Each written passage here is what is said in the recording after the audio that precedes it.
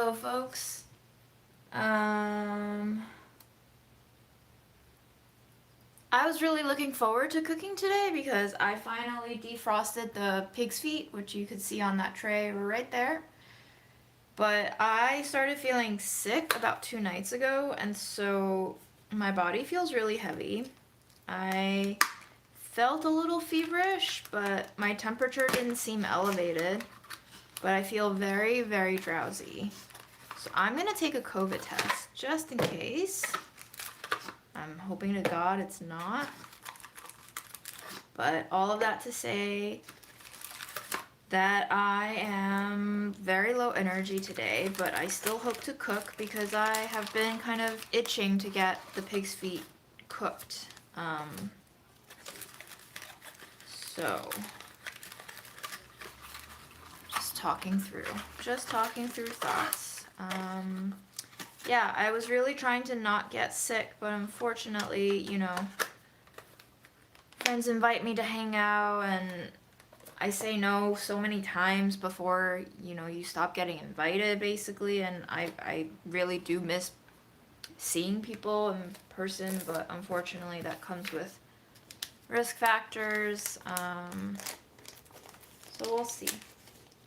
Hoping for the best, but we shall see. I haven't done this since I used to do this every day. When I used to visit grandma, they would make you take a test before you go into a facility because it's like all fairly old people and immunocompromised. Oh yeah, get in there.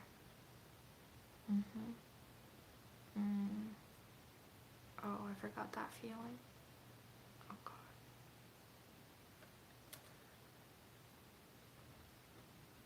Okay. Do I have boogers? I might have boogers. I might need to go wipe my nose after this.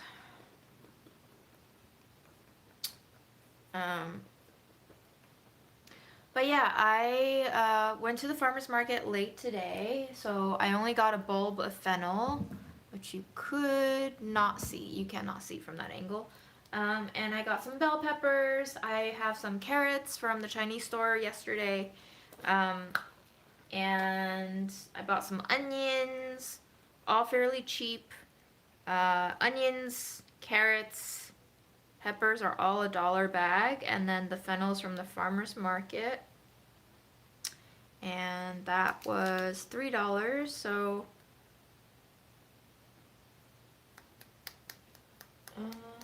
yeah, I'm just gonna try to eat some leftovers, get some food in my system, and then throw the pig's feet with some seasoning and vegetables in the Instant Pot. And that'll be that. Okay, test is in. I'm gonna throw out my dirty swab things, and I'll be right back.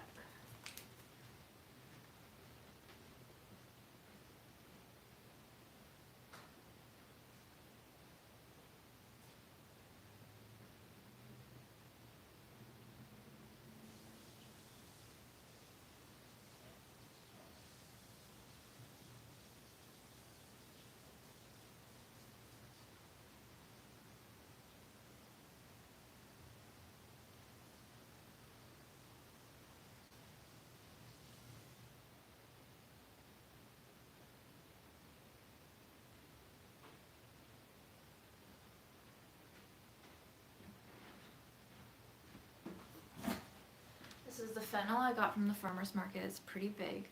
And yeah, we got the soft lighting on today because I think when I'm sick I get really light sensitive, so I have a desk lamp by the Instant Pot there. That's where the light source is coming from, and I have the stove light on. So we're in a bit of a more illuminated cave today, but still somewhat of a cave atmosphere. Yeah.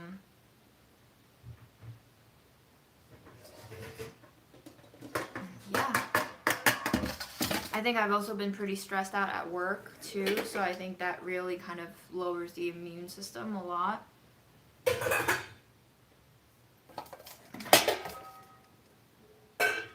Unfortunately, everything has a trade-off. But if mom dying taught me anything, it's to really try to pull back before you get too stressed. I think stress is inevitable for most of us, and for some of us it's genetically like predisposed for us to get it even worse. But I think mom really taught me to pay attention to these physical responses, and I don't know, either my thermometer is broken and it's not telling me that I have a fever, or I've just developed such a sensitive notice of my body's feelings over the last year that maybe I'm catching the illness in a way before like even the more metric based sensors can catch it. Whichever case it may be, I definitely feel sick. So I think it's a signal for myself to really just kind of pull back on everything that I've been doing before I make it even worse. Which you could either say that's a hypochondriac talking, or you could say that I have finally gotten in touch with my body and am in tune with my needs more. Either way.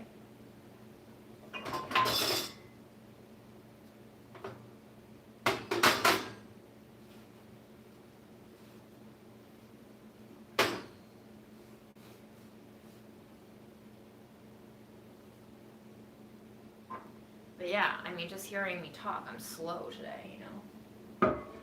Buffering.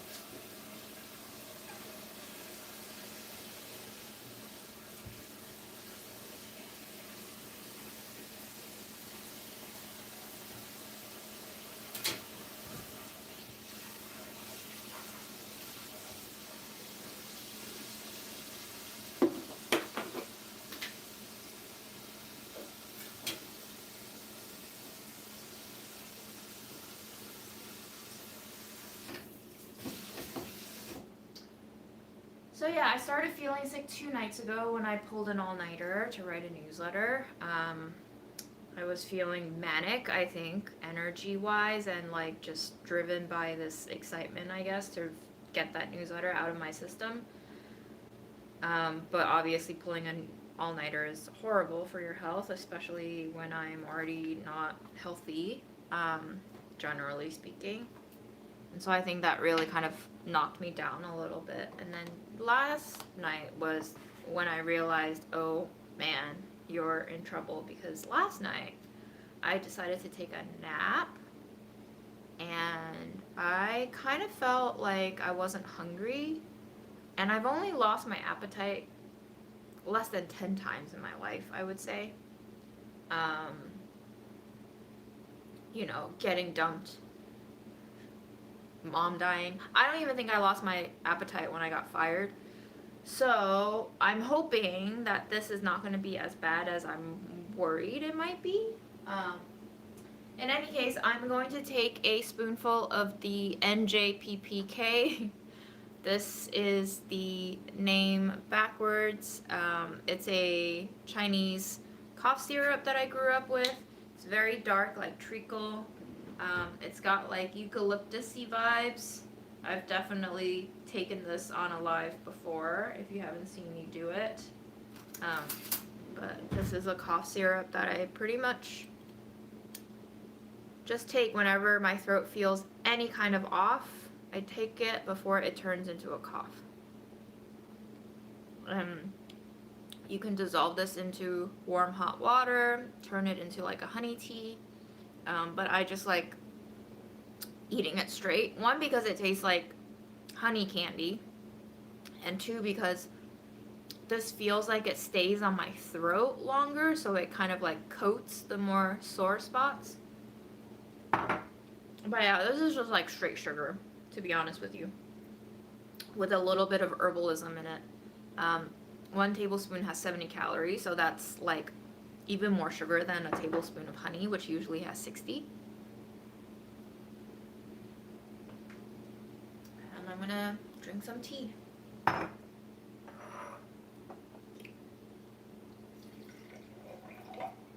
Do you guys really think, I know a lot of folks have mentioned it, and I have seen studies that perimenopause is happening earlier and earlier, but I just turned 36.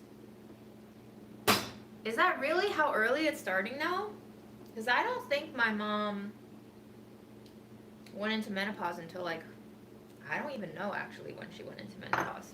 But definitely at least mid to late 40s, if not 50s. It just seems so early, man.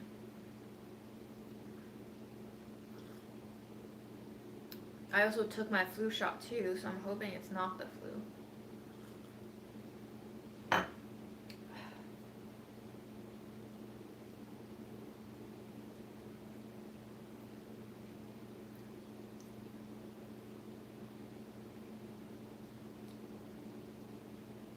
But yeah, welcome to Sunday. Thank you for joining. Hopefully, we are 6 feet apart and you will not catch whatever cootie I have. And I know you're supposed to wait 15 minutes for these tests, but it's currently showing just one line. So I'll let it sit, but I think at least according to this test, it's not COVID. Who knows? So I'm just gonna try to do my best and like chillax myself mentally and physically.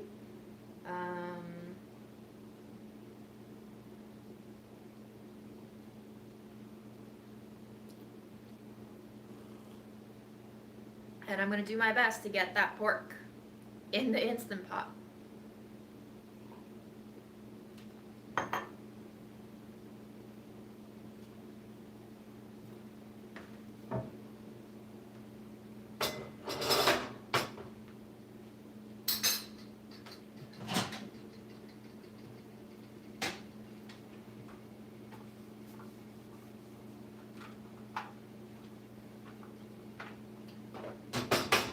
The problem with the Instant Pot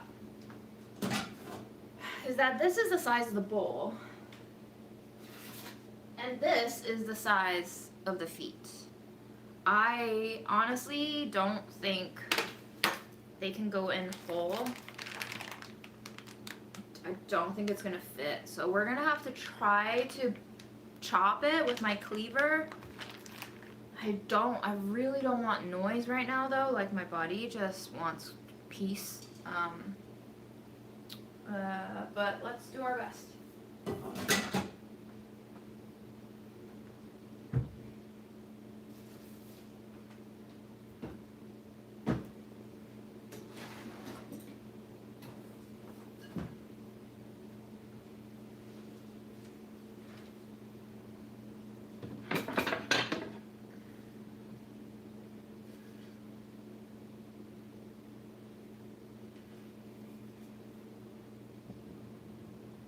Oh yeah, the Asian thing hanging on my cupboard is like, I'm pretty sure a tassel from a calendar Mom used to have.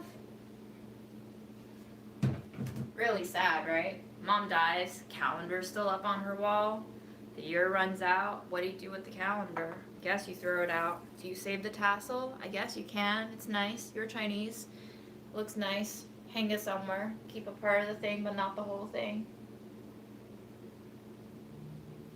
It lingers for strangers to play I Spy with.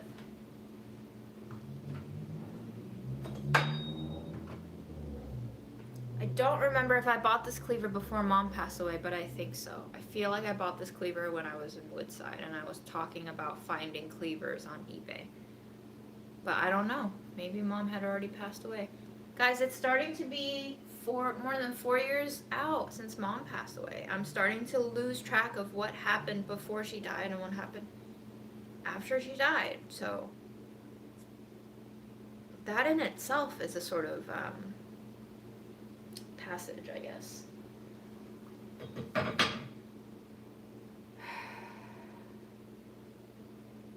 If you have a sturdy, sharp, smaller knife. Yeah, but there's a huge hunk of bone in the middle, and I won't be able to chop through that. I guess I could technically slice the meat off the bone, but I would rather not. Anyway.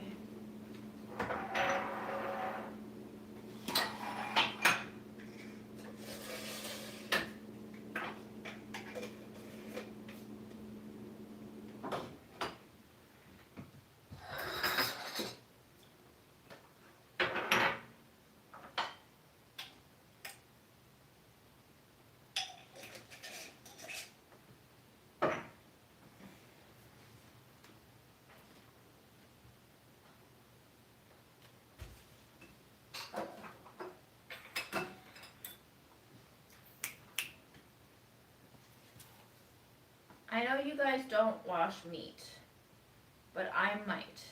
But I might wash the meat after I chop it. Because I don't want to be dealing with some slippery, heavy things as I put my knife through it. That sounds dangerous. I guess we'll test my cart to see how sturdy it is.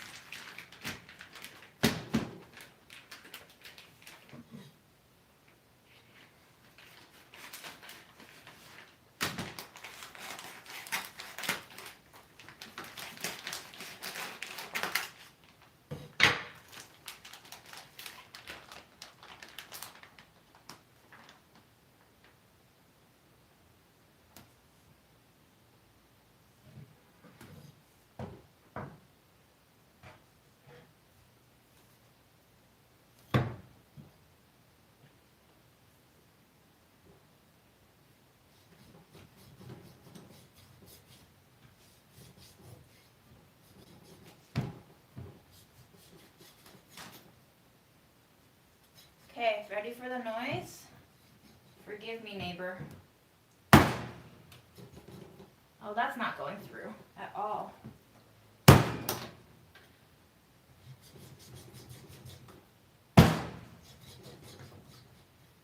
This is very violent, y'all.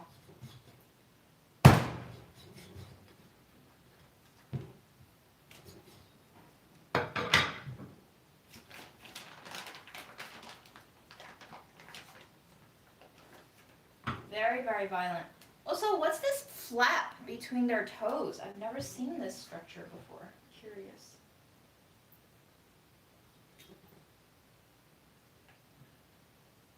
I'm going to discard it.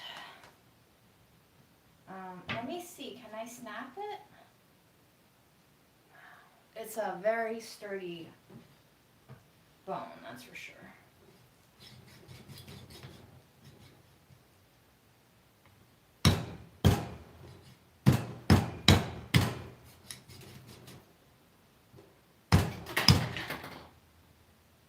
I don't know what I just dropped.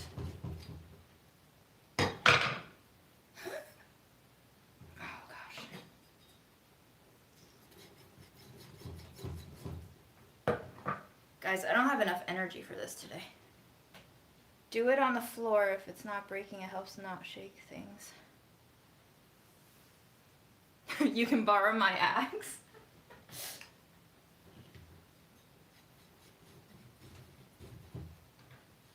Well, I guess that's the last time I bought a whole pig's feet. Gotta let the butchers do their thing. I clearly don't have the equipment for this. Or the aim, honestly.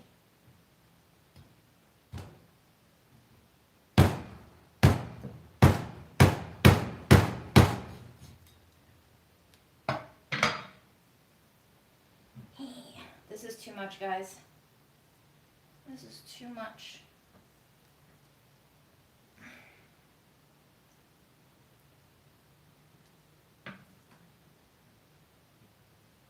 Okay, let's see if we have a pot for this, I guess. Are you going to fit? Could you fit? Okay, wait, you could fit. Okay, maybe if I like slightly, okay, curve it. Yes. Okay, that was not necessary. We should have just done that from the beginning. All right, anyway. Onwards.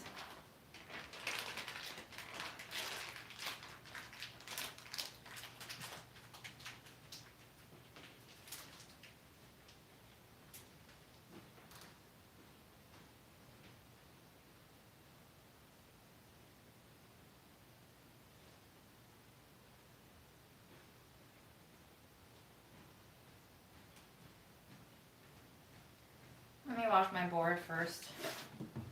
That was fun, guys, wasn't it? Say yes. Say yes, it was fun. Make me feel better.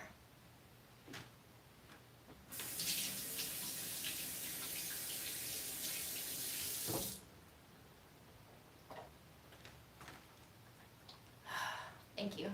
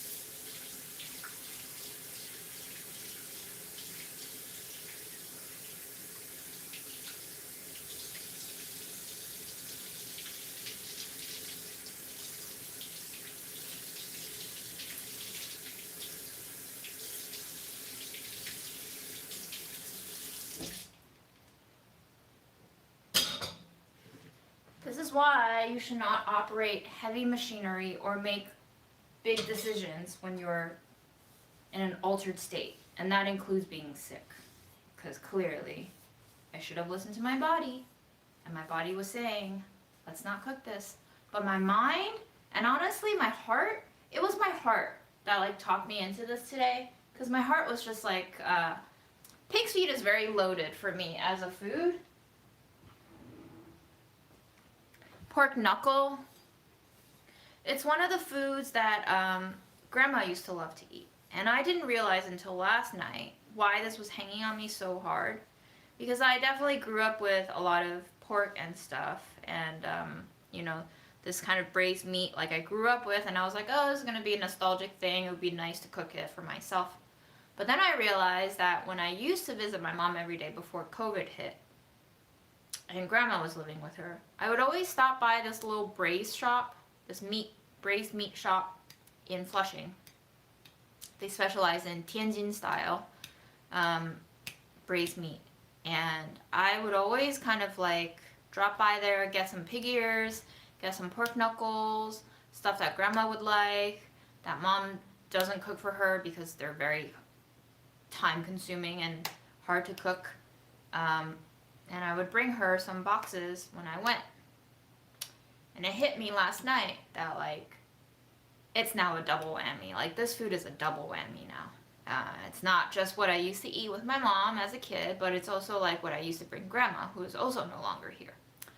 So I think me getting sick and me getting stressed is also culminating with this kind of double whammy grief this year too, which I was expecting, but man, I gotta say, even when you expect grief to hit, I had been expecting for 3 years, basically, ever since Mom passed away. I was like, oh man, I'm gonna take care of Grandma, all this shit is gonna happen, I'm gonna feel all sorts of emotions going through it, but once Grandma dies, this is gonna hit. Like, once Grandma dies, Mom's death is going to hit on a whole different level, and I was mentally cognizant of that all, but it's still almost just like sometimes you wake up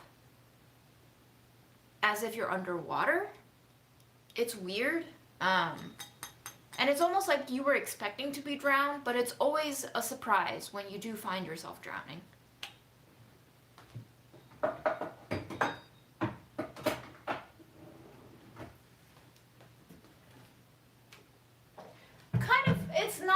similar actually to how I knew I was going to get fired if I kept, being loud and not cooperative at work. But like, it still hits different when you do get called in to get fired.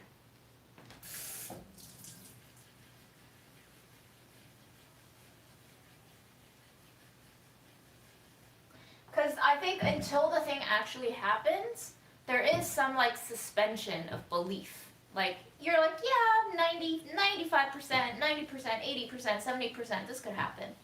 But until it happens, it hasn't happened.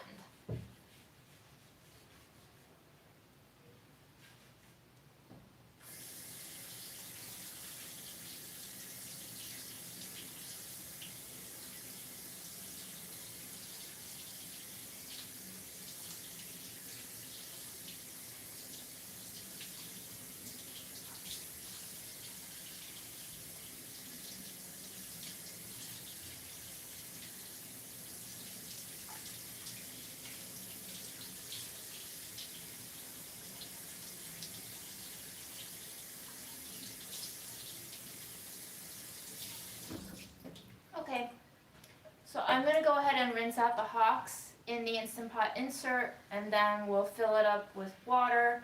I'm going to melt in some of Mom's black bean paste, which is basically like soy sauce, but like in a paste form. It is now fully like several years expired, but it's so salty that I think we're fine.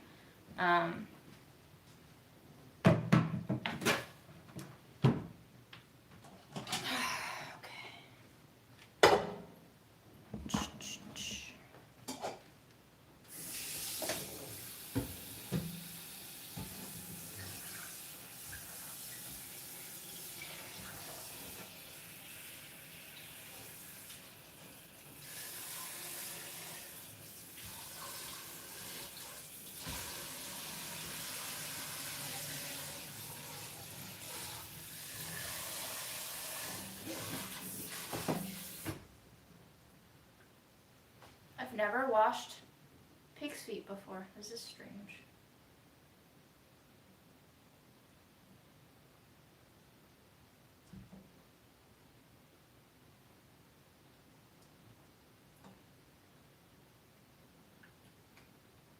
Now, if I had really cheap table salt, I would be able to like kind of rub it down and sand it and clean it with salt, but I don't have cheap salt. All I have is expensive salt right now.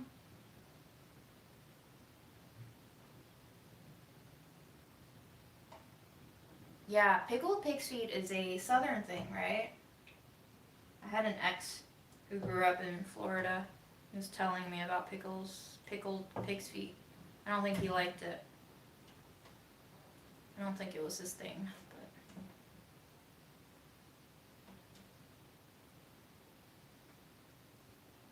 why is Ritz banned in Germany? What's in Ritz? What do they put in Ritz?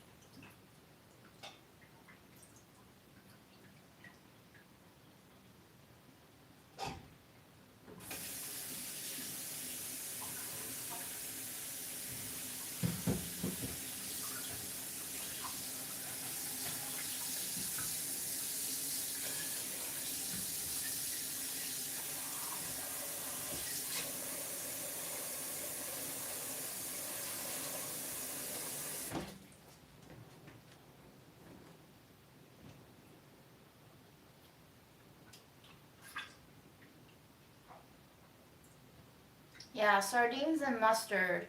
Sardines is also a southern thing. I get the sense that like these are kind of almost like taboo foods for some folks. They're just like, oh no, I won't ever touch pickled pig's feet or sardines. I wrote a Spice Club recipe that featured sardines. It was a sardine toast. Like for the first time ever, customer care got kind of like complaints about that recipe because they were just like, well, I'm not ever going to eat sardines, so what else can I use the spice with? It's kind of wild. So I guess people don't like sardines. Like, I guess is it like considered like a poor person's food, or what is the connotation with sardines?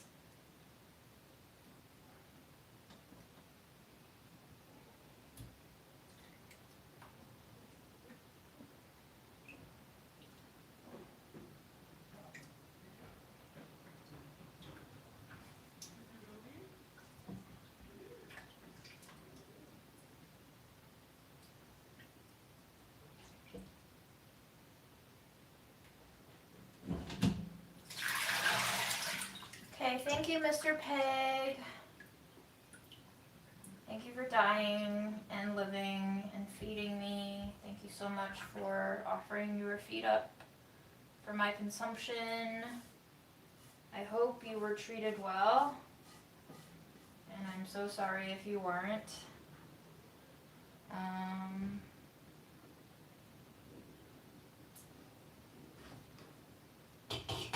And may your spirit be in a better place than my Instant Pot, hopefully.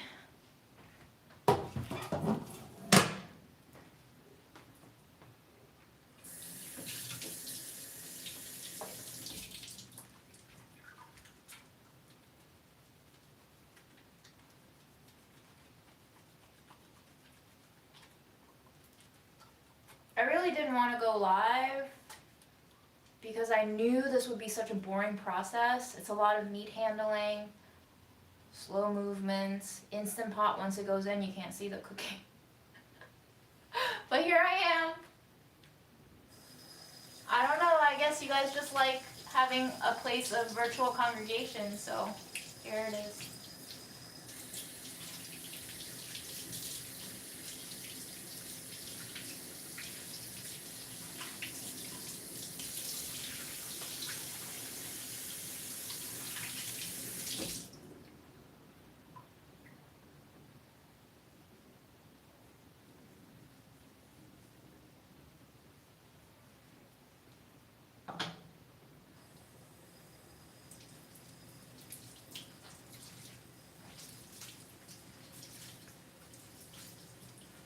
I just finished reading Anne Boyer's The Undying, in which she kind of chronicles her thoughts, relationship experience, aftermath with breast cancer, and she goes into these important tangents, but I guess chapters of acknowledging the historical, the political, the institutional, the capitalistic profit framework that envelops all of these mechanisms when you get sick.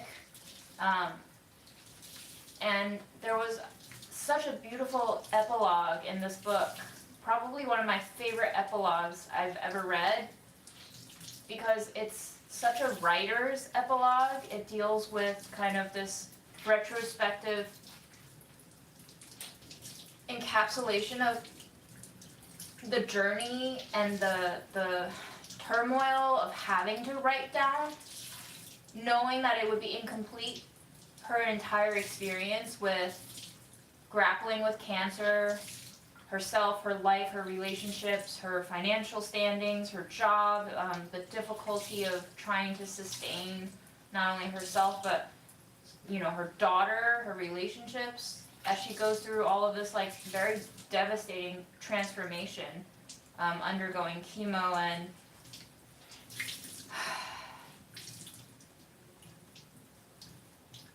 yeah, and it made me think about like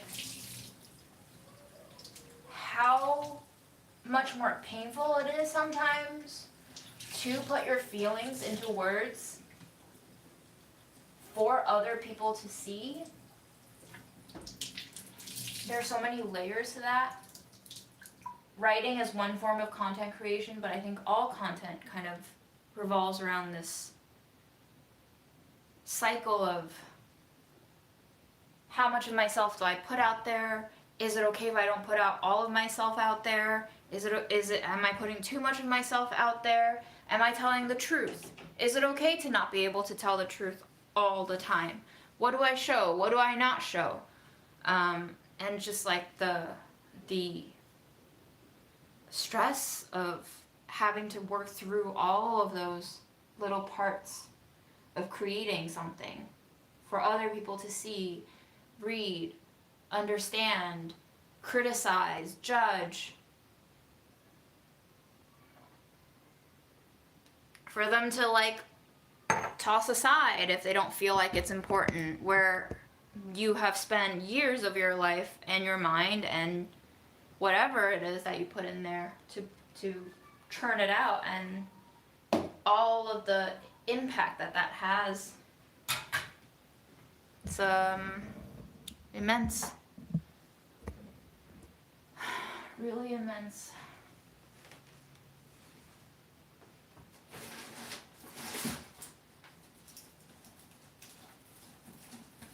Okay, so the first thing I'm going to do is to dissolve the soybean paste in water, because that stuff doesn't dissolve very well, I've discovered. Where are you? Oh, I used it yesterday, and I made some chicken feet. Oh, it's a feet week, guys. But I was walking along in Woodside, and I passed by my... Oh, just poured water on my laptop. That's not smart. This laptop, that's about to die. But yeah, I just felt like getting it. So I guess I'm just really into the collagen lately. Maybe that's what that is.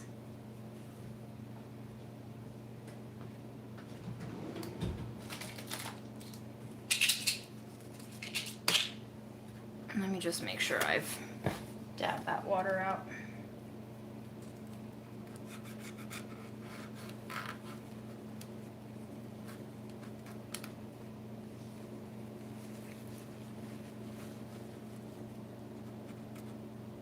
Clumsy day, guys. I'm a clumsy day.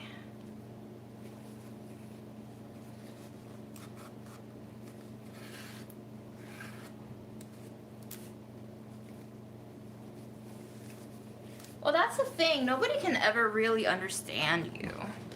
They can get close to it. I don't even know if my mom understood me in that way.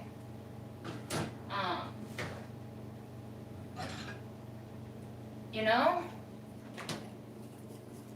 This is Mom's soybean paste.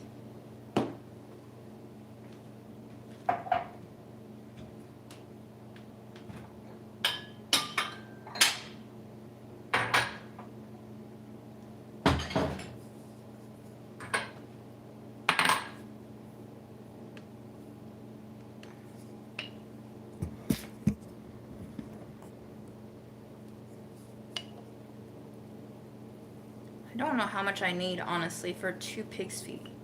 Seems like I should use that much. It is quite salty, though. I guess we'll see.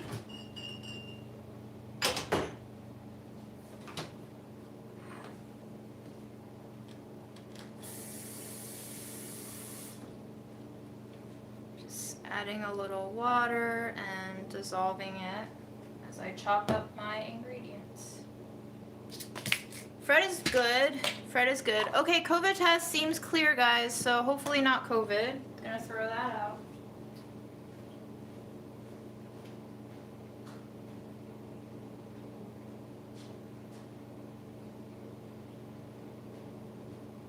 Yes, Fred is a little pudgy boy. He seems alive and okay, so...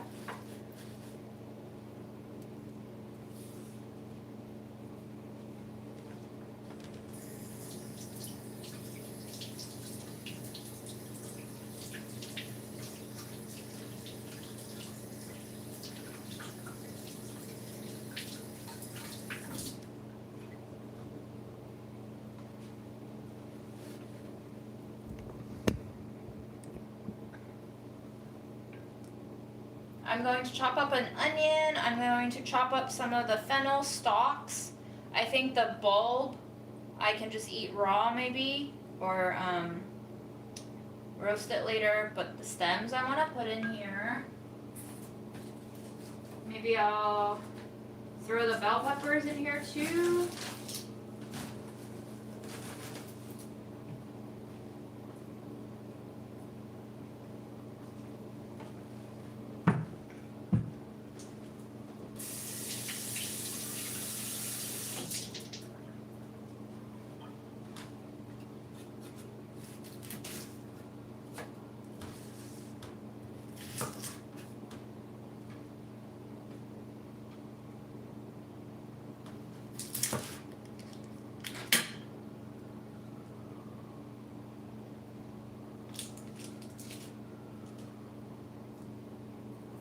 It's also gotten so cold in New York the past 2 days. I think that was part of it. I went to a friend's birthday gathering on Thursday night, walked home after the temperature had dropped, so maybe it's just like cold and exhaustion paired together, and I'm weakened but not yet plagued.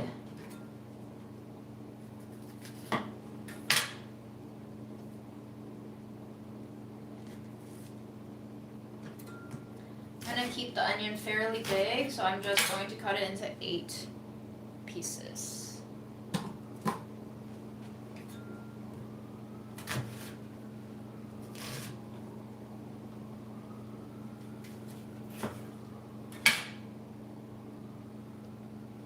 I thought about buying potatoes too to put in here because my grandfather used to make pork belly or such with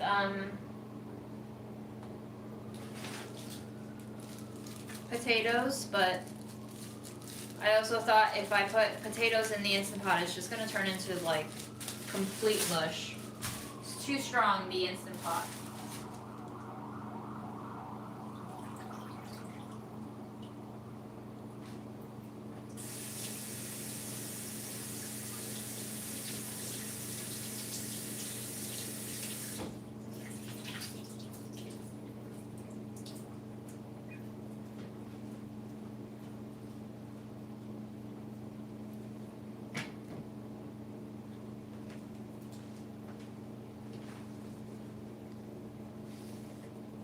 Ah, man. My eyesight is too small for this chat box.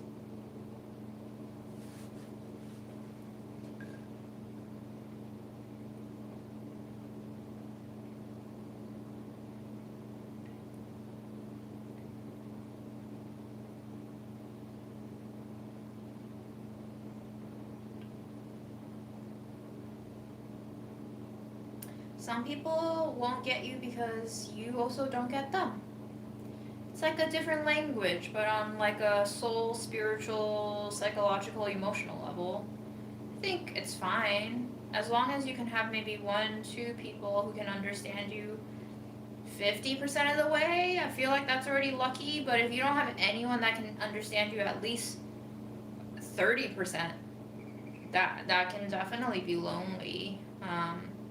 But then that's, I guess, up to us then to figure out if we even understand ourselves. I think for a very long time in my life, and even now, I find myself kind of offloading this desire to be understood to other people. So then it becomes a desire to be understood by others. But then I realize, well, do I even understand myself? Like, do I understand why I'm feeling this way sometimes? Do I understand why I'm so stubborn? Do I clear on my values, and am I actually doing this because I have values in this respect, or is it because I have some other hang up that's causing me to do this? Oh, I need to cut up ginger. Ginger!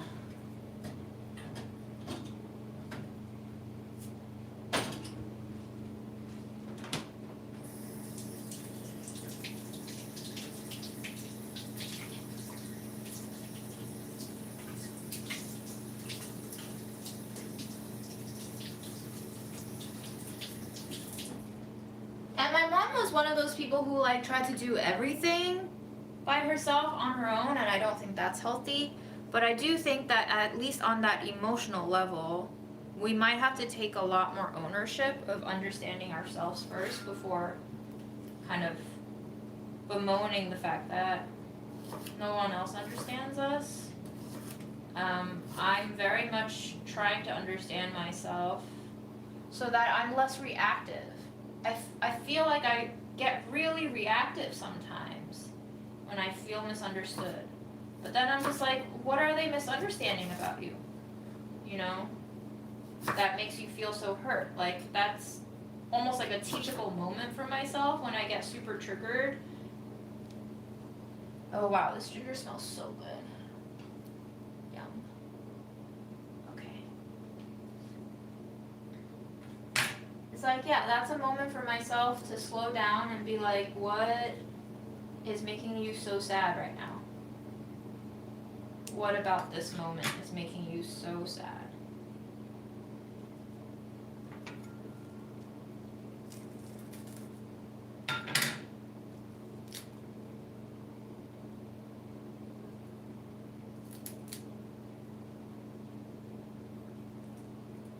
I think I might just leave these whole, maybe half, chop it in half. Okay. I don't think putting fennel in here is very Chinese, by the way, guys, but.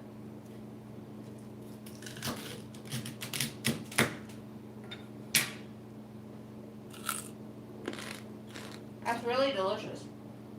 Yum.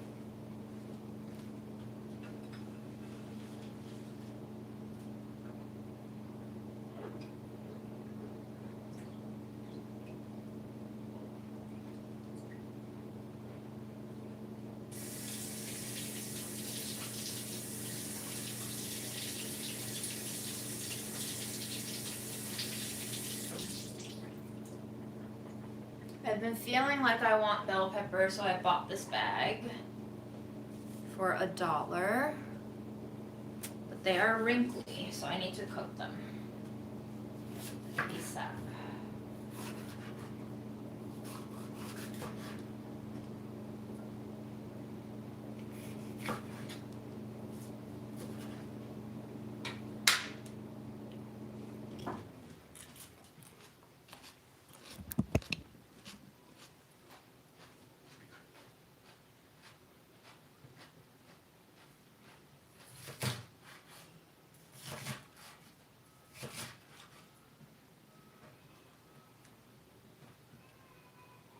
There's gonna be a lot of veggies in here, huh?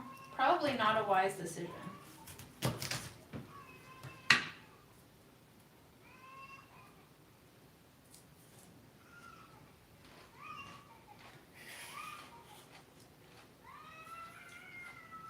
Kid's having a rough day today.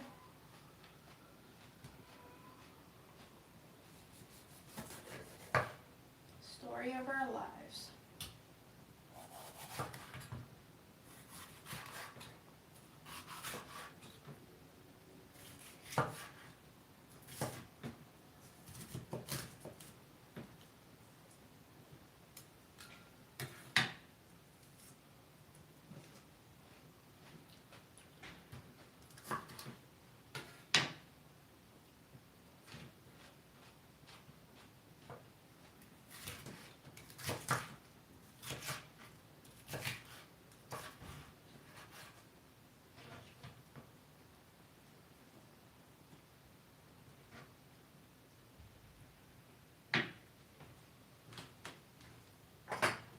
have some of this Jong Kung collaboration from 2-3 years ago almost. Smoldering Embers. It's got coriander, chili, cumin, star anise, black cardamom, bay leaf, and garlic. Throw some of that in there.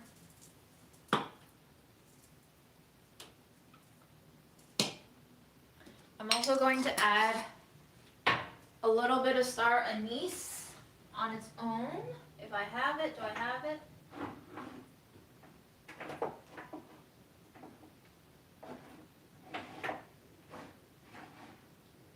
Oh no. Where did my star anise go? Okay, well, I can't find my star anise. Oh, here it is. Yay! Star anise, also known as 8 angle, because sometimes there's 8 of these little splintery things. I'm gonna pop one in there. Maybe 2, since there's 2 feetsies. I'm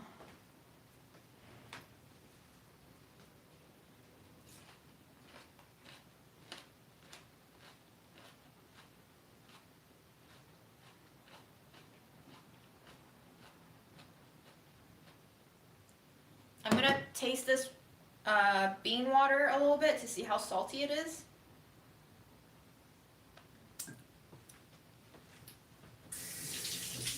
Oh, that's actually not as salty as I was expecting it to be. Interesting. Maybe we need more.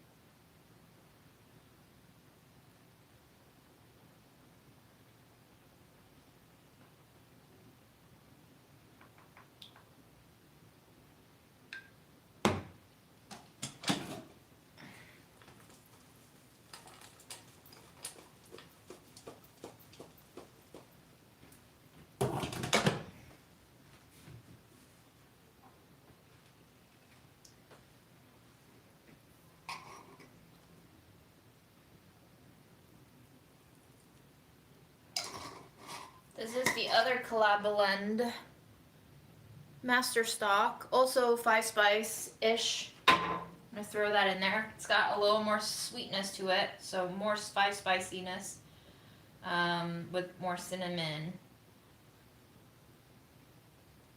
I think I'm gonna add some black pepper.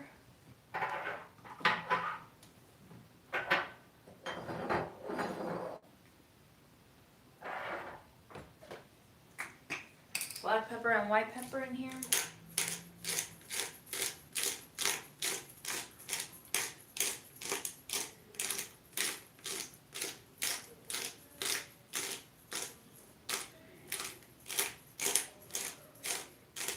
I might also add a splash of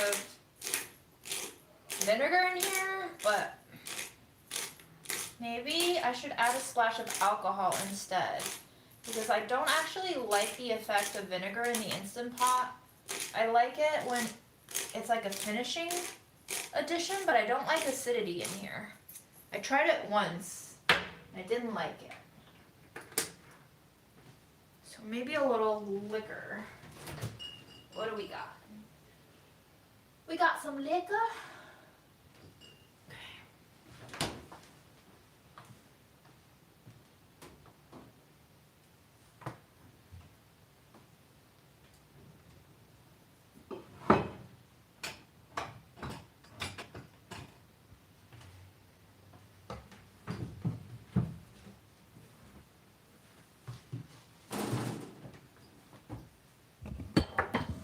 Hi guys, here we are, up above.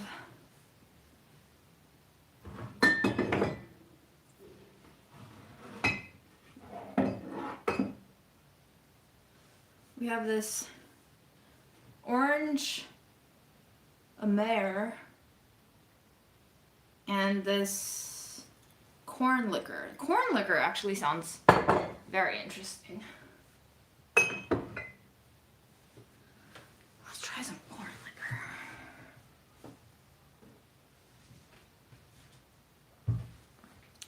I Don't know if I'll be adding carrots in there. It's getting a little much.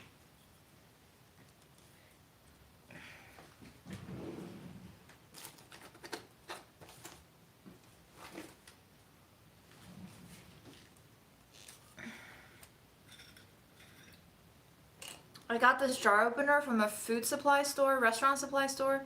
It's crumbling because I probably got it over like 7, 8 years ago, but it still works like a charm. Nothing else opens jars the way this guy does.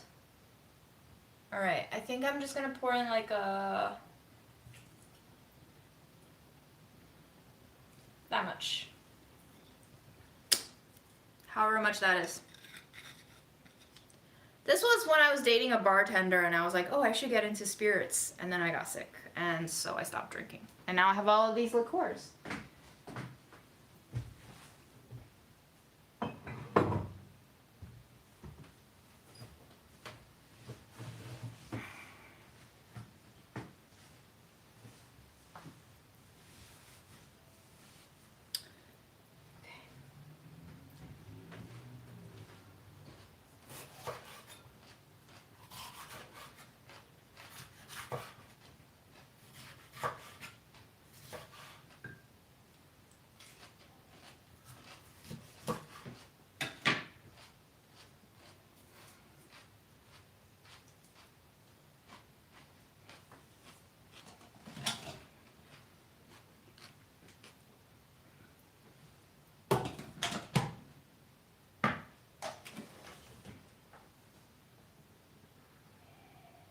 Maybe I'll put 1 carrot in there because I kind of want to munch on this pepper now.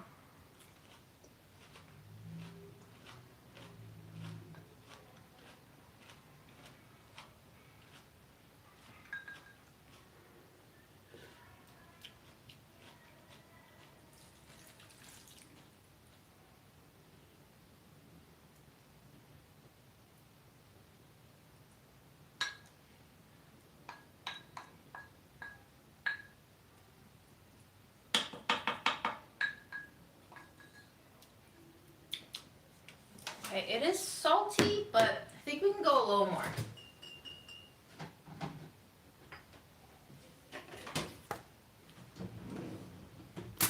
Part of me is very enthusiastic about finishing off this jar too, I think, but we're close.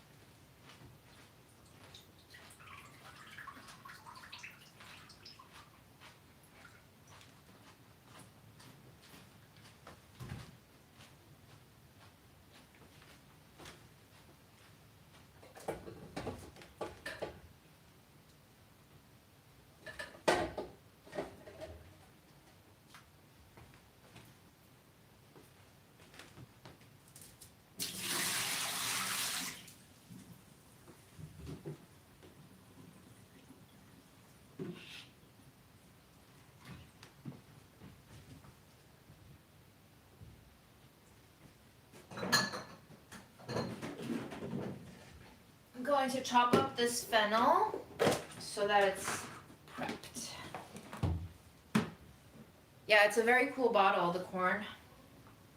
Indeed.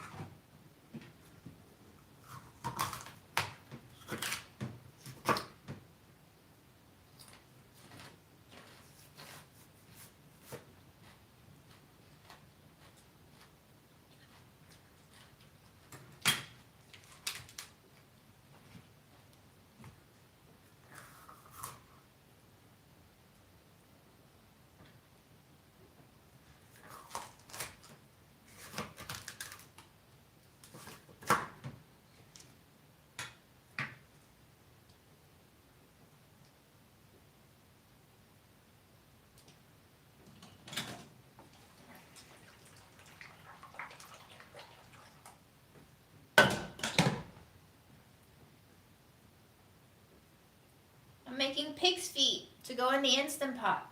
Chopping up vegetables, adding spices, and dissolving my mom's soybean paste that is basically like condensed soy sauce.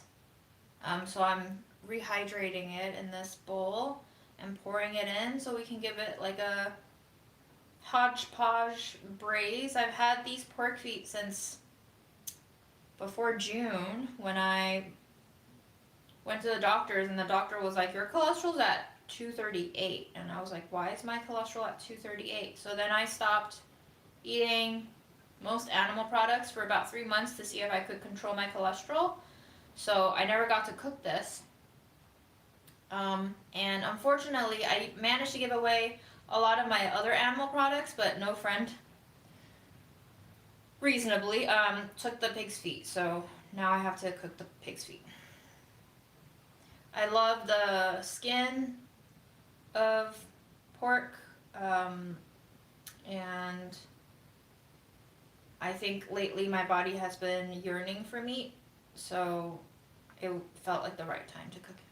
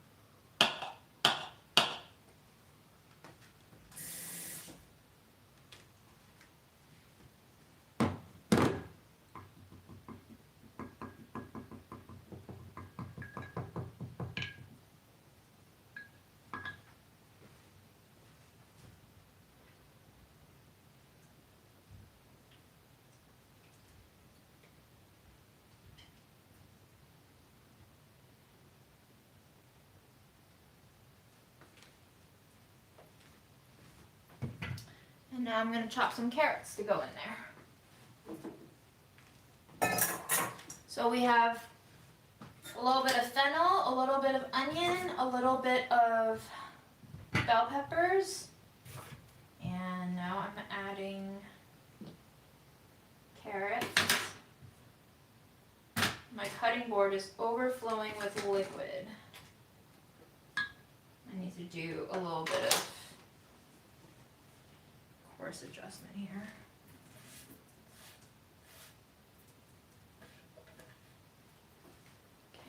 Okay.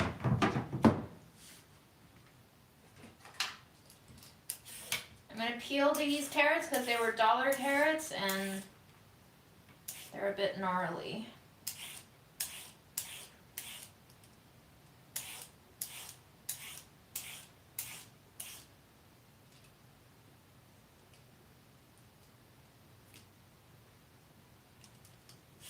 Cooked carrots, my mom always said that carrots should be cooked, not eaten raw, and I believe she told me they should be cooked in some oil since beta carotene is fat soluble.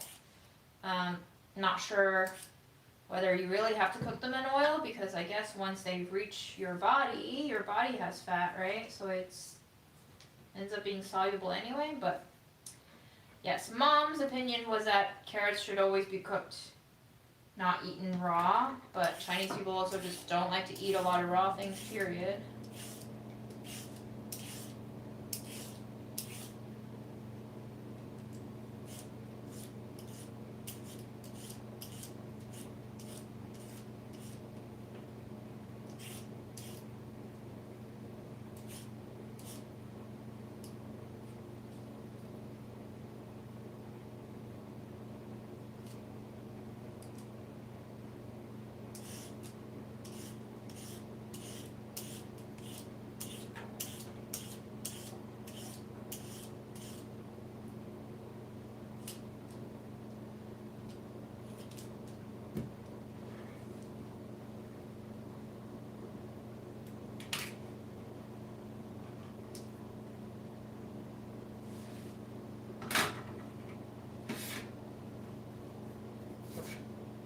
Let me taste a little bit of these carrots to make sure nothing's horrendously wrong with them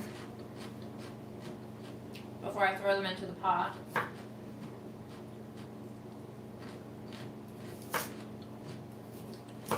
Tastes like carrots to me.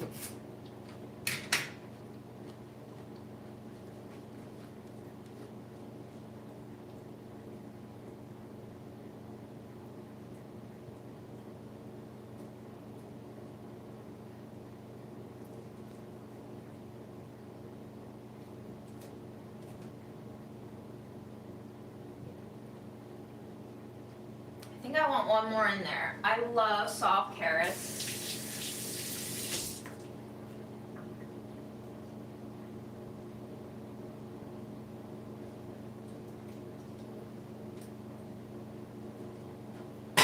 Does anyone want to help me Google for a pig's feet Instant Pot recipe to see how long they cook it for? I don't even know if anyone's really cooked pig's feet in an Instant Pot before, since I can't imagine pig's feet being a super popular thing. But if anyone feels like doing that legwork for me, by all means, thank you. And if not, we'll just wing it. I'm gonna guess it should go for a long time. Which means you might not see the end product.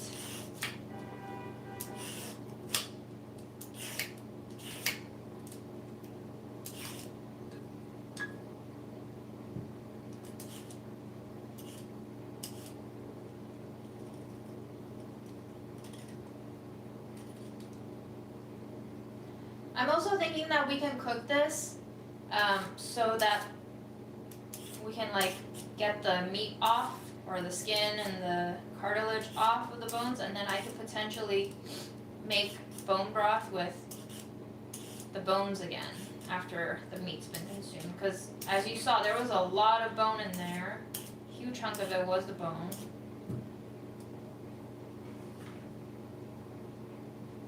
I think I paid something like $15 for both of these, so not cheap for sure for a whole bunch of bones, but wanted to try it anyway.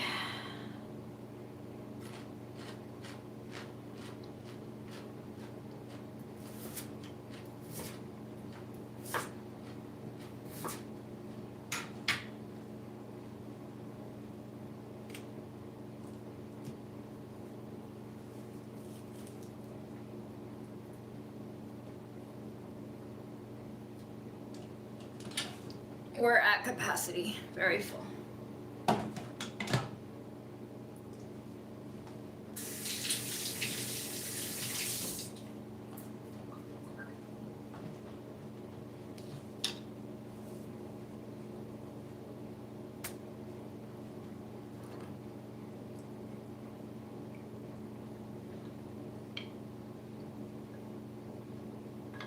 I don't think I've ever bought a single thing from Hot Topic. Was definitely not my vibe. But I'm happy for you. I hope you get great, great deals.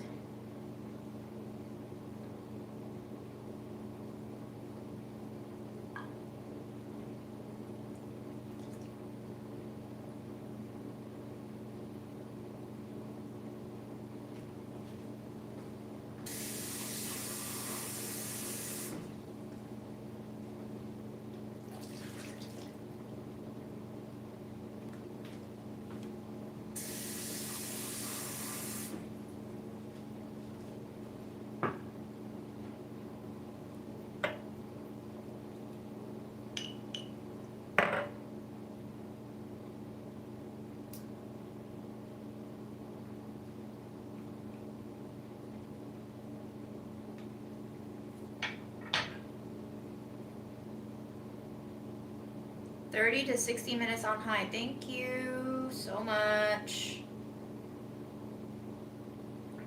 35 to 90 minutes. That's a big ass range, y'all.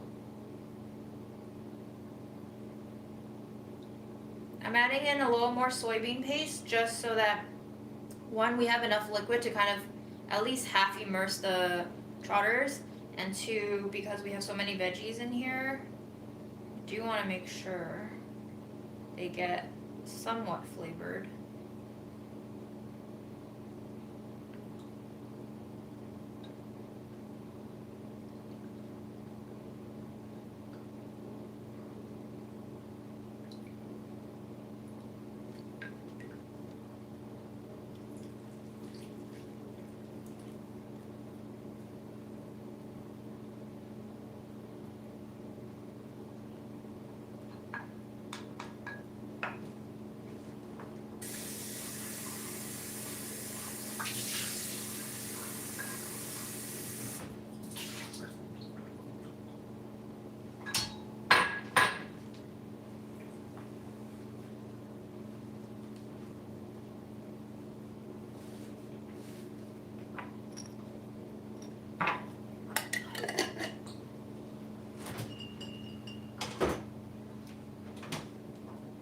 One last sprinkle of spices for the veggies on top, just so everyone's got a little bit of flavor.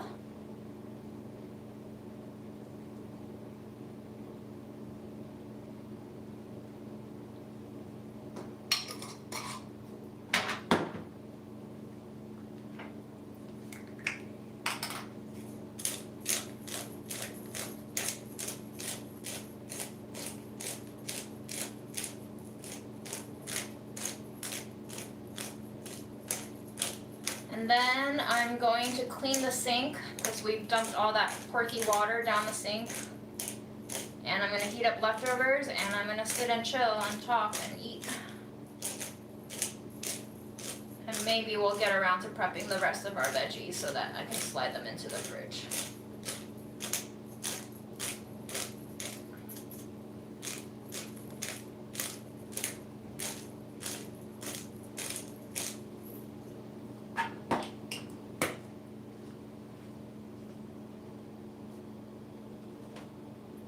Also going to add a little bit of garlic powder.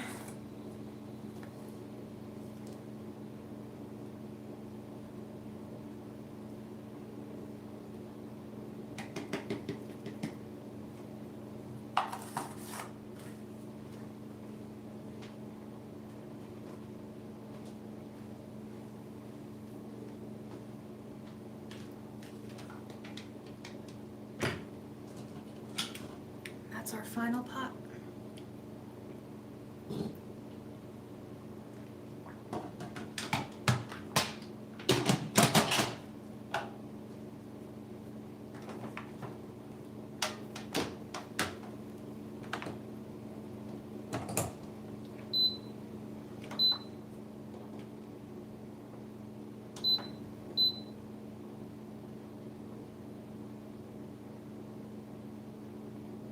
"60 minutes, okay? We're gonna go for 60.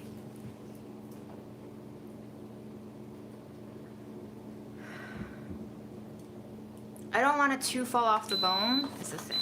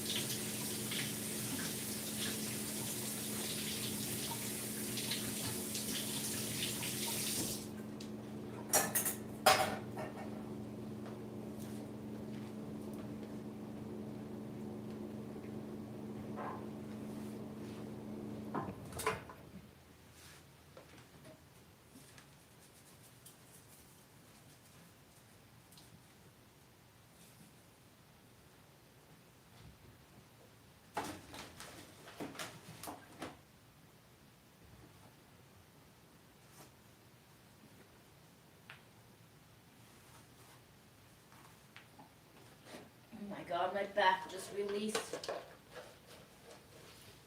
I don't know if you can hear the cracking. Oh. That needs to stretch more. Goodness gracious.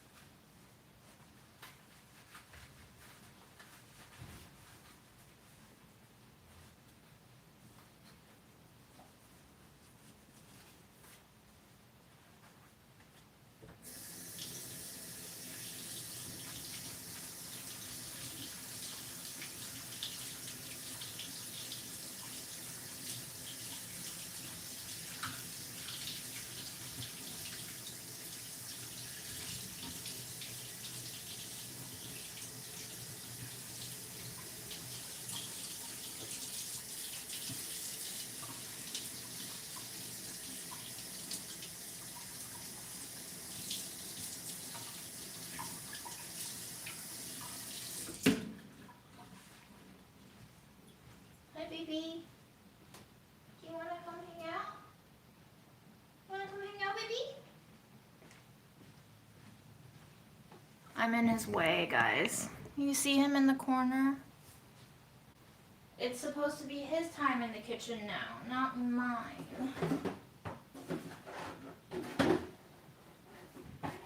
I'm so sorry, baby. I'm a slow-moving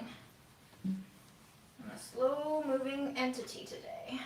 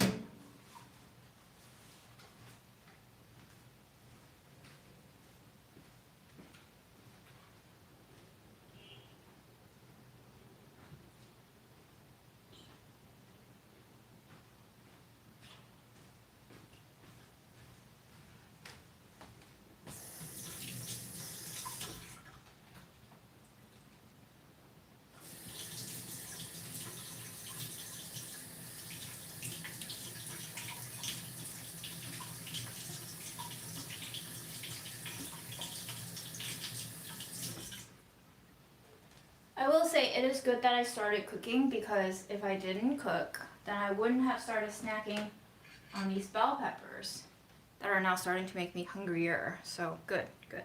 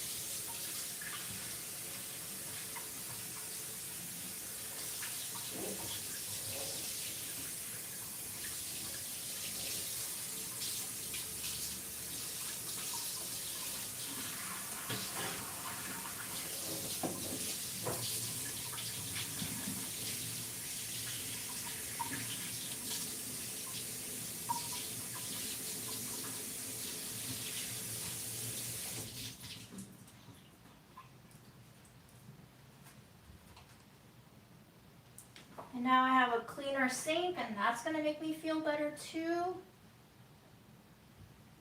Everything in conjunction, right, Memo? Look, we're live.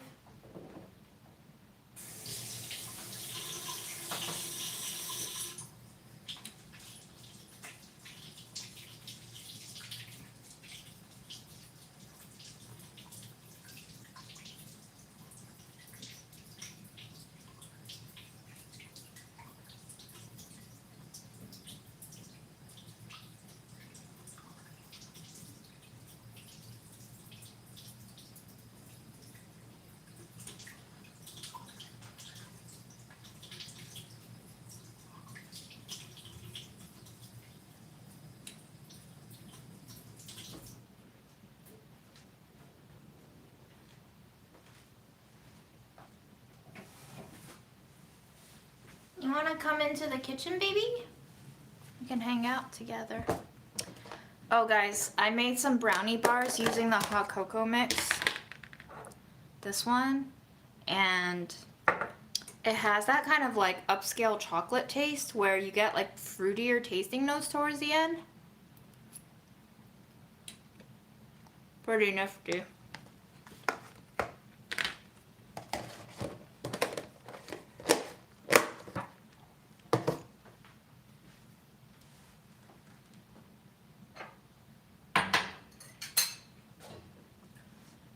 For my whatever mealtime this is now, this is our leftover kitchery, which you made with me last week, and some of the onions and carrots.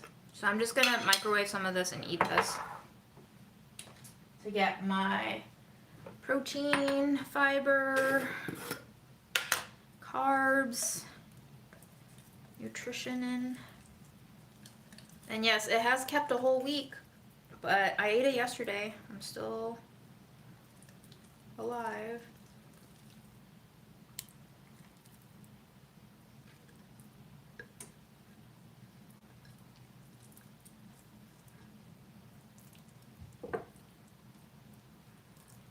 Oh, I made a almond cookie for the friend get together. I made a almond cookie shortbread caramel cup.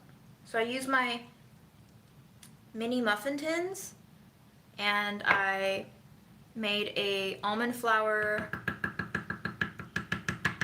all-purpose flour, butter shortbread. I baked it for about 12 minutes. It came out slightly golden. I tamped down the middle with like a rounded dowel to make a cup, and then I poured in about a teaspoon or so of caramel, put it back in the oven so that the caramel can kind of like set and not be runny and gooey all over the place. Then I took them out and then I melted some chocolate and cover the tops. Once the cookies were cool, cover the tops with melted chocolate and let that set with a little sprinkle of sea salt on top. One friend loved it so much that he ate 5 of them, and I was like, leave some for the birthday girl? But they were a hit, I guess. At least with one person.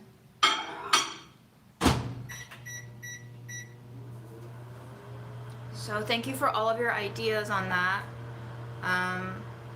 And yeah.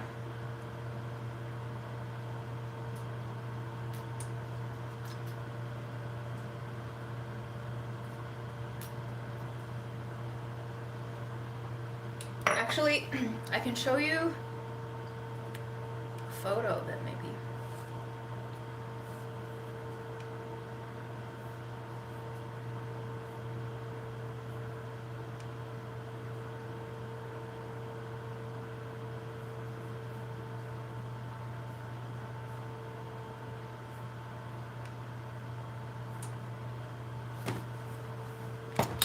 Oh God. Here's a photo. I know, it's on a screen. It's a screen through a screen, but you could generally see what they look like. Yes, and Memo is here.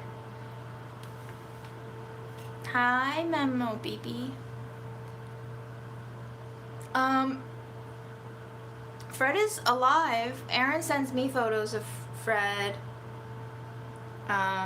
He's chubby. He got 2 new trees, cat trees. There's one that lets him sit right outside the window looking over a bridge scene.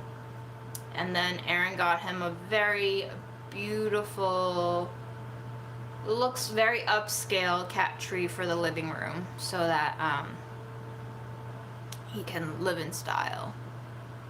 And the brownie bars I took a better photo of.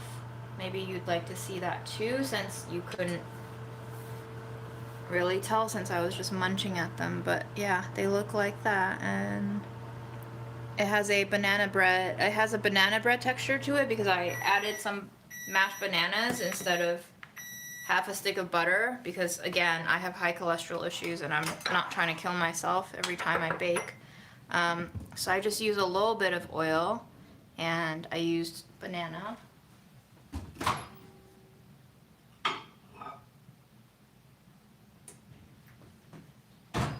Don't run away. Come back. Come back. Oh my goodness. What was that? Mournful meow. What was that? Did you hear that? What's up, baby? Okay.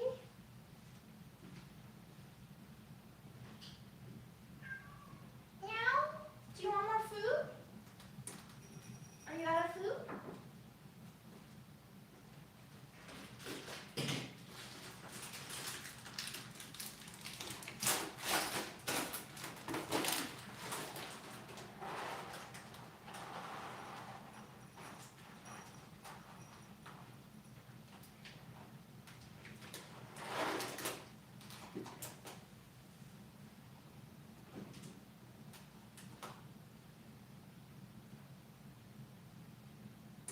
Is that what you wanted, or did you want something else?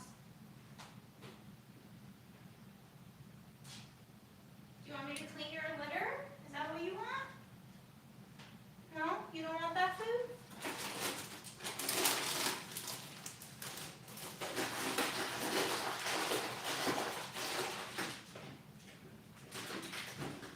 Guys, it is possible that he really just wants me out of the kitchen, so let me move us to somewhere else. I think he really is missing his kitchen window show with my slow bumbling ass blocking the way.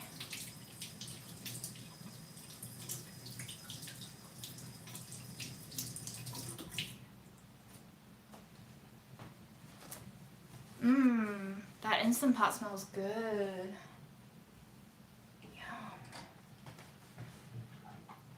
Oh, before I get out of the kitchen, I wanted to show you guys what I got on Black Friday.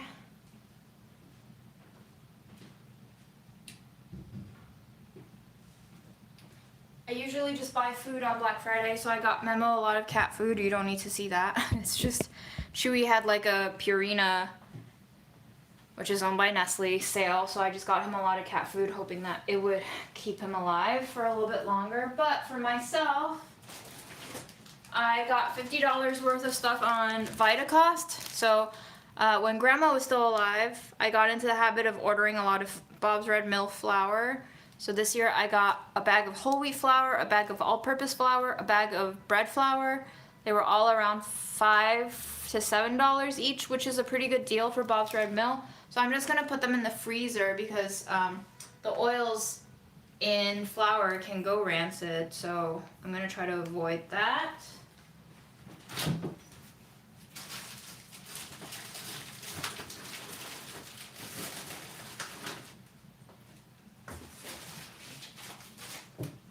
Like 3 bags of flour will probably set me up for a year of baking.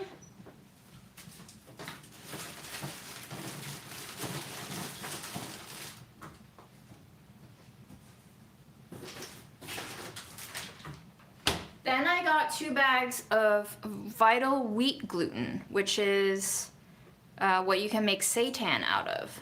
And I was inspired because I went to that seitan sandwich shop with my friend Nez. So these weren't cheap. I I don't remember exactly how much they were. They might have been like 8 each, but I think you can make a lot of seitan out of this. It says there's 19 servings, so I'm gonna try to make some seitan with this. I know I have technically a gluten allergy, but I just figured I really don't want to eat meat anymore, so I need to start looking into more protein sources because I do think that's not helping my health. So I got these.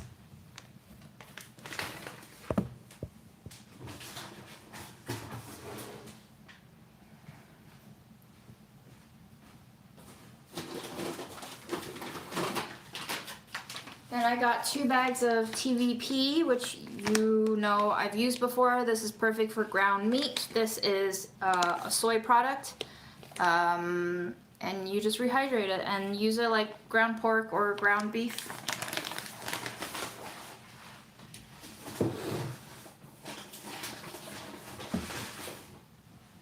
And you don't have to freeze your unused flour. I do because I don't use it that fast. If you don't go through a bag of flour in, I would say 4 months max, probably 2.5 months in the summer, you should probably consider storing it in a cooler area than room temperature, because I have had flour go stale on me too.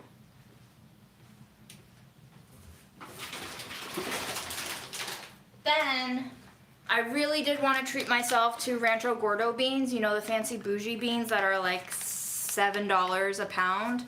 And I had $70 of fancy beans added to cart ready to just click buy on, but Vitacost had garbanzo beans on sale. It was like buy one, get one for half off. And so I ended up getting 4 pounds of garbanzo beans for probably $5, which is cheaper than even my Indian store. My Indian store, the chickpeas used to be able to get 4 pounds for $4. I haven't seen that deal in quite a few months.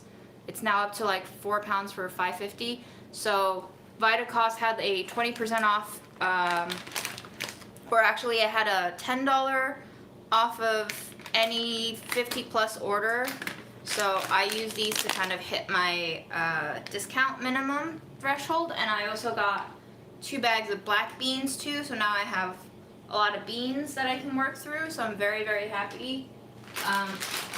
That was my Black Friday haul, so I think I did well. I think I got some great deals.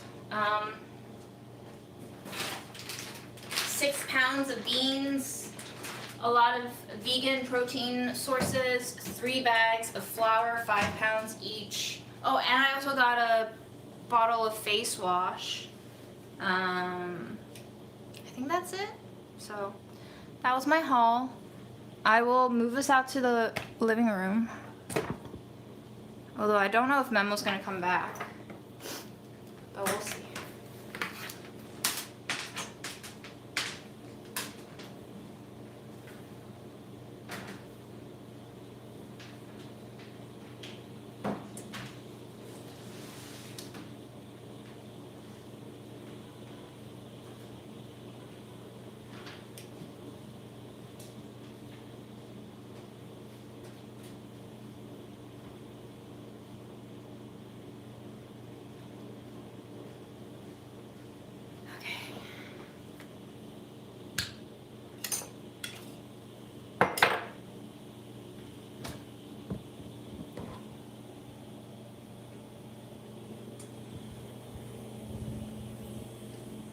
Wow, it's so bright. Everything's so bright. Might just sit on the floor. Might just sit on the floor.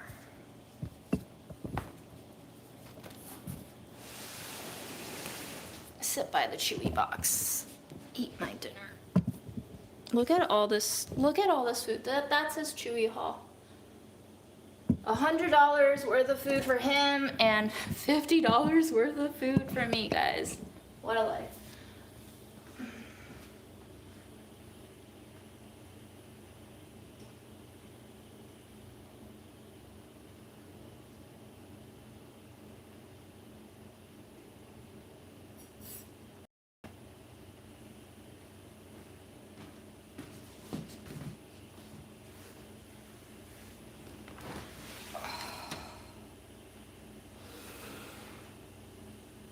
do like sitting.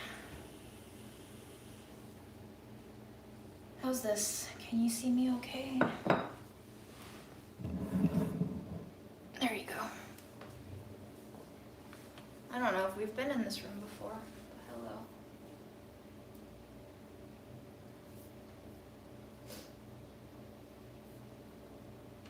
Looks like I'm on a bit of a delay. I'm gonna refresh my window so I get the latest comments flowing to me.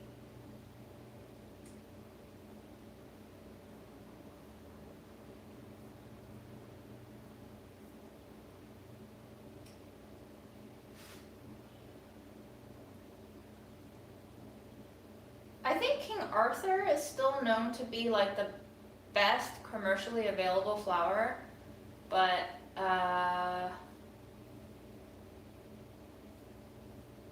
I don't know how you measure best, honestly. I don't know who gets to determine what's best. Have I tried soy curls? I think I've used, maybe not the curls, but I've used bigger soy nuggets, and that was in one episode of Budget Eats too.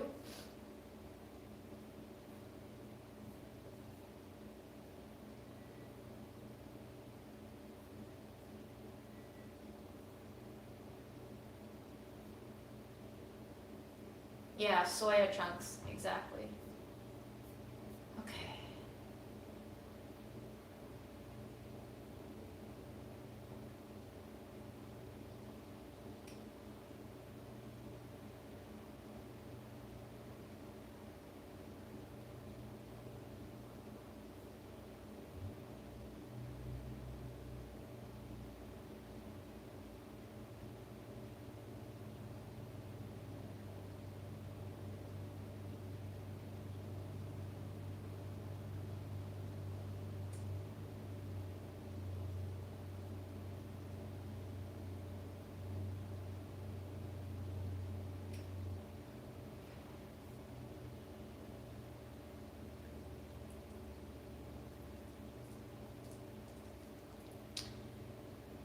What's today? December 7th. Anybody got Christmas plans? New Year's plans? I got invited to a New Year's Eve party, but I really don't think I should go. I feel like I'm just gonna get sicker and sadder. I think especially for New Year's Eve gatherings, like that is a special kind of loneliness scenario. Just because you're gathered with people all on New Year's Eve, and then the New Year comes, and then you go home, and then you're all alone again. I feel like I would just rather be home and watch a movie with popcorn and Memo and like see people in the new year, so that I don't have to feel that kind of whiplash of like, oh, there's people, I have friends, yay, and then like nothing. What do you guys think?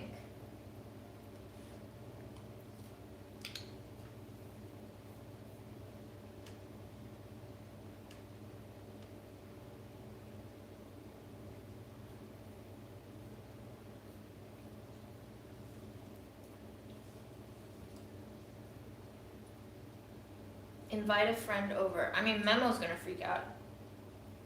That's kind of, this cat kind of has like wrecked my social life, because I used to have friends come over at least 3-4 times a year, but ever since adopting him, he hides all the time whenever people come over. It's like conditioned me to not have people over anymore.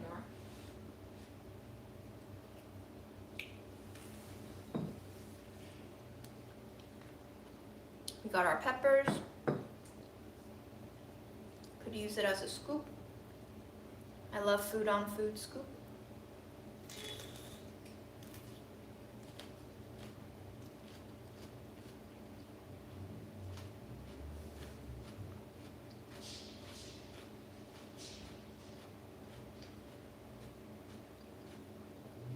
I don't know how long it'll take for him to get over, honestly.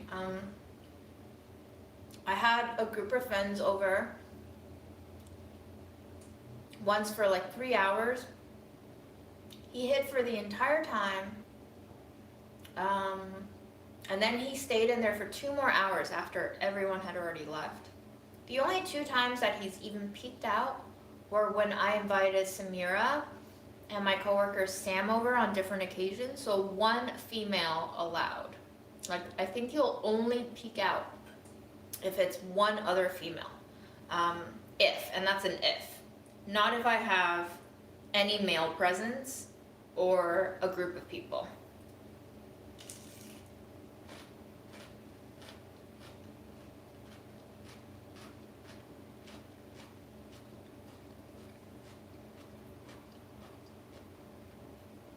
Yeah, I think a lot of people would agree with you that 2020 screwed everyone's life up, but you could also just say that that's kind of just what happens, right? We've had plagues and pandemics and epidemics. AIDS is still ongoing. That's just life, I guess.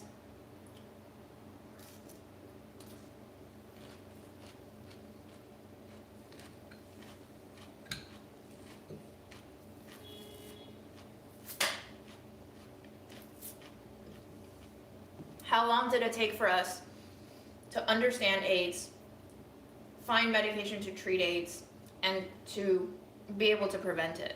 You know, it's gonna take us a while.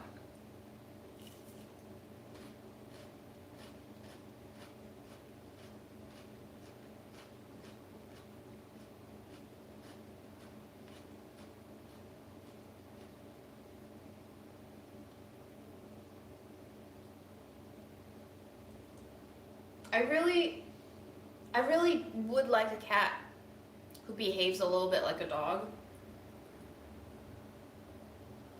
who at least would eat food that I cook especially for him. That would be nice.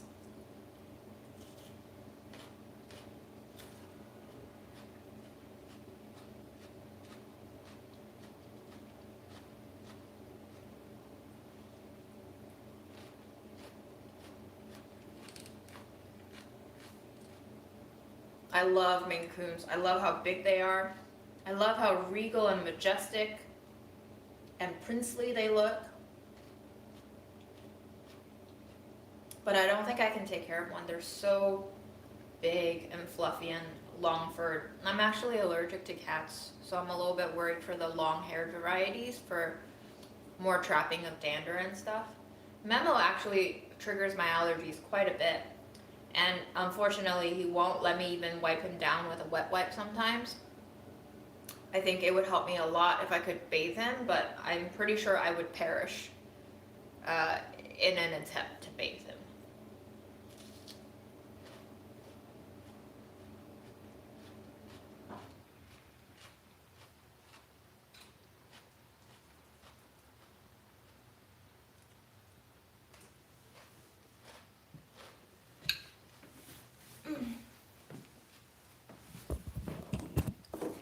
I want to see what he's up to.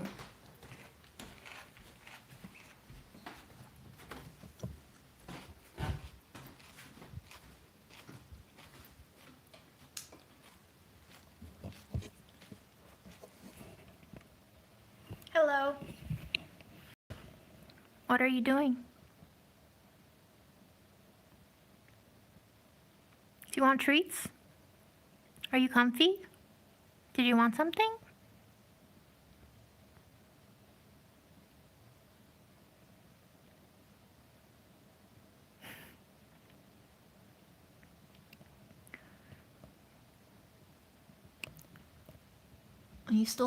You still have chicken in there. Is it too low? Oh, Memo. Hello. He's on high alert for some reason. He's a baby old man. I mean, the food that he's been eating this week has been kitten food, which I understand is definitely not the best to feed a senior cat because apparently they're high in protein and it can be hard for older cats to digest it due to kidney conditions that pop up as they age. But I will say that he has been eating the kitten food for a week. I obviously bought a lot more other food for him. But the kitten food has been the one food that has consistently helped him produce solid poop. Um, and he has not had, knock on wood, diarrhea in like 4 or 5 days, which I hope continues, because the diarrhea was getting really rough. A lot of dehydration happening to him.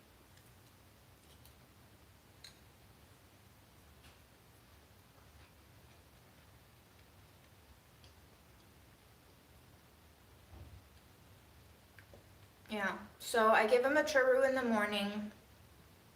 I also gave him the little soups cups, but he hasn't been finishing them, so I feel like he doesn't love them as much anymore.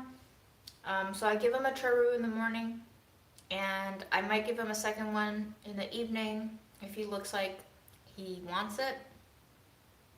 And then I just have a bowl of kitten kibble out for him that he munches on maybe 2-3 times a day. And yeah, he poops every other day. They're solid poops. He pees once or twice a day. I feel like everything is pretty stabilized for now. He's still scrawny. I can still obviously feel his bones.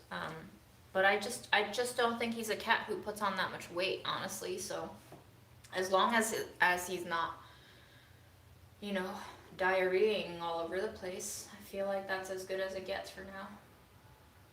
Yeah, and I was feeding Memo human baby food too. That shit was expensive. I would get him the beef one because he didn't seem to love the chicken one so much. It was like $2 a jar. Sometimes he would eat 2 jars a day. I was like, damn, girl. That's my food budget. If I even eat like that much that day. Yeah, wild stuff. It's like, the only thing that I can be glad is that I don't need to put him through college, but he's really like a child in so many other senses.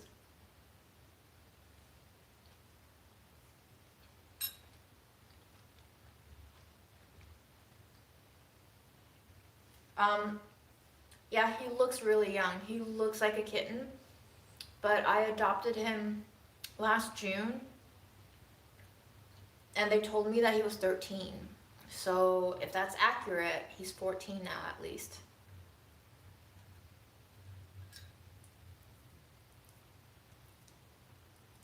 He has strikingly amazing dental hygiene. He had a little bit of tartar, and that was the only thing they told me when I adopted him.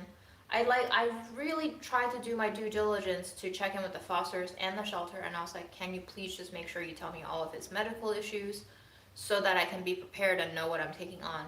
And they were like, yeah, he's all good. His blood work is fine. He just has a little, stage 2 dental disease, so you need to like take him for a dental cleaning. I did that, got fucking bitten and scratched because he was not having it. He did not want to go into the carrier for the vet, but we got the tartar scraped off. Vet said his teeth look good.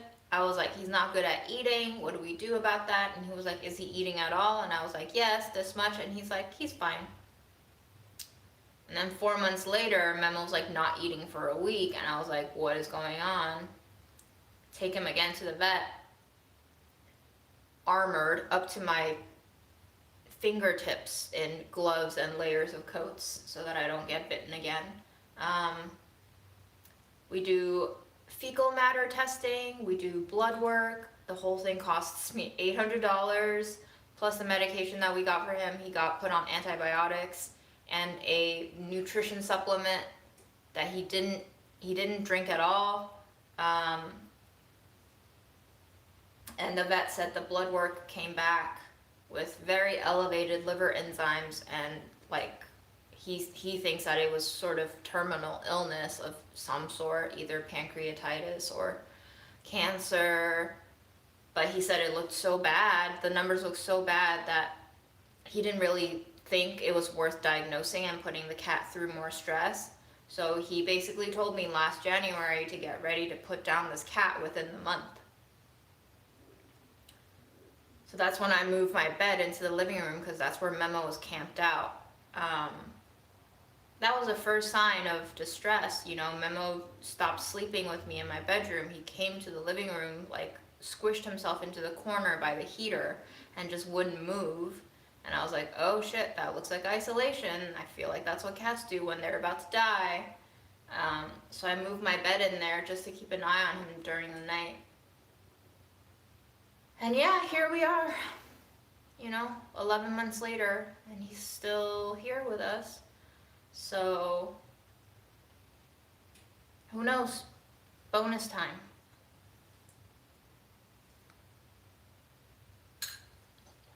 I bought him prescription dental food. He ate it for 5 days, wouldn't touch it again. $60 gone. I bought him cancer kibble for cats who have lost their appetite due to illness. It's supposed to be extra tasty. He ate it for 4 days, won't touch again. $70 gone. This cat is like,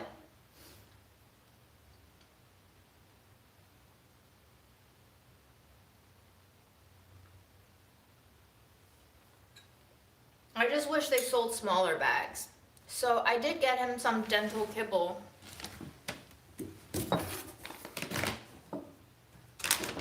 This kind, which he loved last summer. He loved this last summer, but he only ate one this time and he didn't touch it again. So at least this was only like $2.80, like $2.80 a bag. I got 2 bags. Whatever. Whatever. I even bought him cat toothpaste and cat toothbrush to try to like brush him, but obviously wasted money because he's a senior cat and he ain't gonna let you touch his mouth if he's lived 13 years without nobody fucking with his mouth, so I don't know what I was thinking, but I was just trying to do my due diligence. But I think you have to start them when they're a kitten. You have to get them used to that habit. Like Memo's just settled into his old man ways and I wasn't gonna be the one to change him, It reminds me a lot about how my mom basically tried to force feed my grandmother vegetables. And at a certain point, it's just like, what are you doing? Just let her live her life, She doesn't need it. She doesn't want it. She doesn't need it.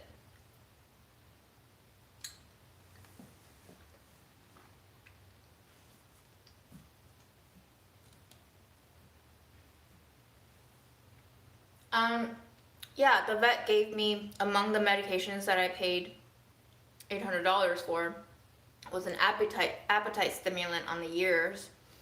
I managed to get it on him twice, but he fucking hates it.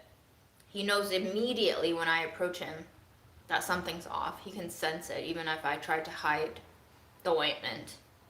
And as soon as I touch his ear with the ointment, he's like flipping, zooming out of there. So instead of stressing him out and making him mistrust me, I just decided, why don't I just spend some money on different food options and try to see what he likes to eat, instead of spending money on medication that stresses me out and stresses him out. And, breaks down our relationship and trust. So that's what I landed on.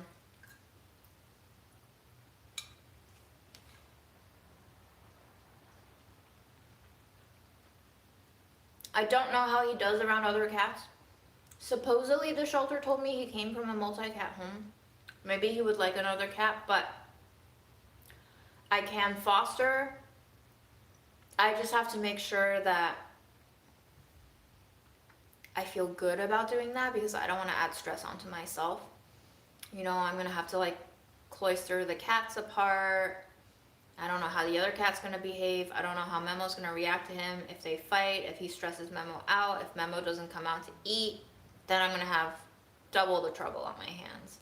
So sometimes I'm just like too tired to, I would like to, but I think if I had a more normal cat who actually played with any of the toys and the scratch boards and ate all the food that I got him, then I would be up for fostering another cat. But I already have a very high needs cat, and I think just thinking about the possible issues that would pop up with a second cat in the house. I would have to get another litter box too. But I did sign up to be trained as a foster, so anytime I feel emotionally and physically capable of taking another kitty, at least temporarily on, I do have the ability to.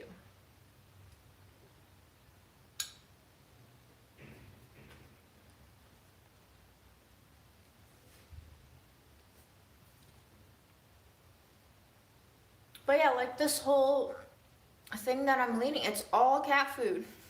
This is all cat food. It's wild.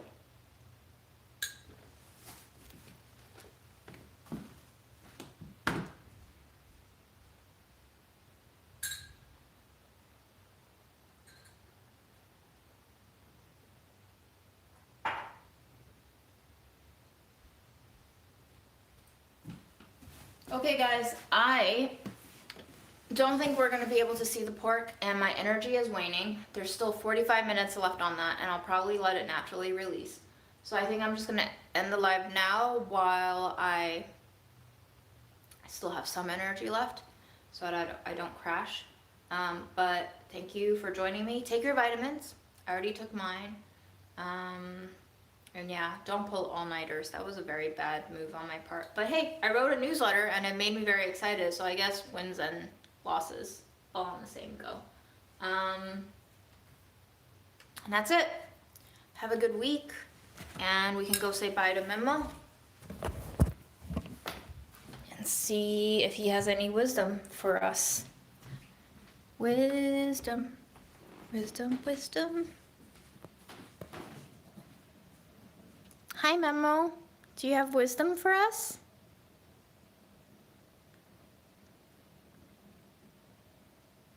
Okay, thank you. Thank you so much for your wisdom. Bye-bye.